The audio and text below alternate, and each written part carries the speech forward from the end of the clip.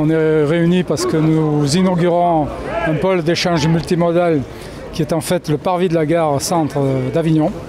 Voilà, c'est un long projet qui a maturé pendant presque une dizaine d'années. Voilà, qui a vu son terme par 2 ans et demi de travaux ici. Ce pôle d'échange multimodal où nous sommes à Avignon est une réalisation qui incarne véritablement la volonté des territoires de proposer des modes de transport alternatifs, collectifs, décarbonés et surtout facilités parce que ce sont des modes de transport qui permettent aussi de gagner du temps. On gagne du temps, de l'argent, on fait des économies d'énergie et permet ainsi des trajets à la fois quotidiens et puis des trajets plus professionnels et plus ponctuels, de loisirs, de vacances, d'affaires. C'est surtout les collectivités locales qui ont contribué, puisque à la fois la région, le Grand Avignon et la ville, on est presque chacun à près de 5 millions d'euros d'investissement et on a financé à 84% quand même ce projet, voilà, de 20 millions d'euros total. Donc je pense qu'on peut souligner la mobilisation des collectivités qui démontrent que chacune d'entre elles ont bien conscience voilà, de l'intérêt à essayer de donner plus de lisibilité au train et à la possibilité qu'offre le train en matière de mobilité. C'est l'interconnexion effectivement avec les autres modalités possibles de transport. Donc je peux, habitant, comme je disais, à Saint-Saturnin-les-Avignon, arriver en train et puis prendre le tram pour aller travailler par exemple à la MSA qui est à Saint-Chamond.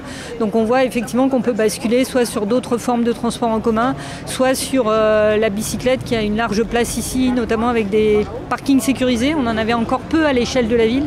Ça permet de renforcer en fait, je pense, l'usage du train et l'idée que le train à l'échelle du bassin de vie d'Avignon, c'est vraiment une alternative possible à l'usage de la voiture parce qu'on a une densité en fait à la fois de voies ferroviaires et de gares qui est assez exceptionnelle pour un territoire comme le nôtre. Qu'on habite à Orange, Bolène, Bédary, on peut venir en train à Avignon avec en plus des trains qui sont régulièrement séquencés. On est dans la vallée du Rhône, on est vraiment un carrefour entre l'Est et l'Ouest, le Nord et le Sud.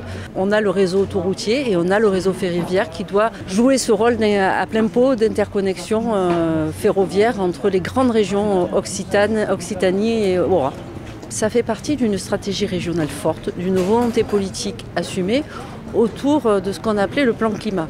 Le plan climat, c'est comment assumer le développement durable de notre territoire dans un contexte de réchauffement climatique.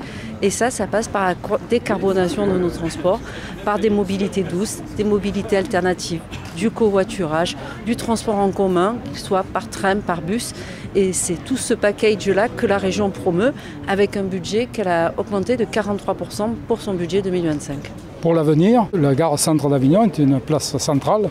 C'est le nœud ferroviaire de toute la région.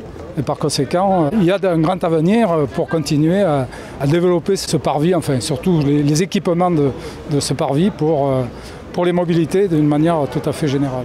Les objectifs, c'est toujours d'augmenter la fréquentation. Je crois que là, on est à peu près sur 70 à 75 000 passagers jour, ce qui est déjà parmi l'une des gares TER les plus importantes de la région. Je suis persuadée que voilà, dans un avenir proche, on peut dépasser facilement les 80 000, voire les 90 000 usagers jour, notamment quand on aura réussi à développer le CERM, là, qui est ce projet d'étoile ferroviaire, avec une amélioration encore du séquençage des trains, quasiment tous les quarts d'heure aux heures de pointe, un peu sur le modèle des RER tels qu'ils fonctionnent en Ile-de-France. Les travaux, ils ont été achevés là depuis l'été dernier et tout de suite les Anges se sont appropriés ce parvis et c'est le meilleur moyen de vérifier, je dirais, la pertinence d'un projet. Quand les habitants, les usagers se l'approprient tout de suite, ça veut dire que vous êtes dans le vrai, donc il y a aussi du soulagement de se dire qu'on ne s'est pas trompé de se battre pour que ce beau projet aboutisse.